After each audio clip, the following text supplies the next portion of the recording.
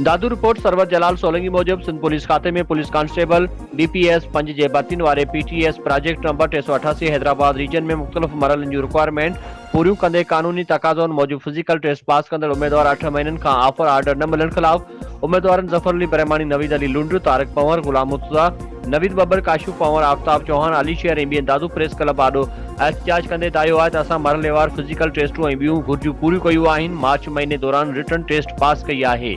पर बदकिस्मती सां उन टेस्ट में घुर्बल आसामियुनि जेतिरा उम्मीदवार पास न थी सघिया आहिनि, जंहिंजो मिसाल ज़िले दादू में 503 आसामियुनि जी जाइ ते 200 उम्मीदवार ऐं ॿिया पास थिया आहिनि। बाक़ी उम्मीदवार 33 ऐं 33+ जे रेशे सां नापास थिया आहिनि, जंहिंजी वजह रिटर्न टेस्ट में नेगेटिव पॉलिसी रखी वई आहे। हिन वज़ीर आला सिंध सईद मुराद अली शाह चीफ सेक्रेटरी सिंध खां मुतालबो कयो आहे त बेरोज़गारी जे वॾे अंग खे ॾिसी 33 ऐं 33+ मार्कूं रखंदड़ उम्मीदवारनि खे ऑर्डर ॾेई उन्हनि खे रोज़गार ॾिनो वञे।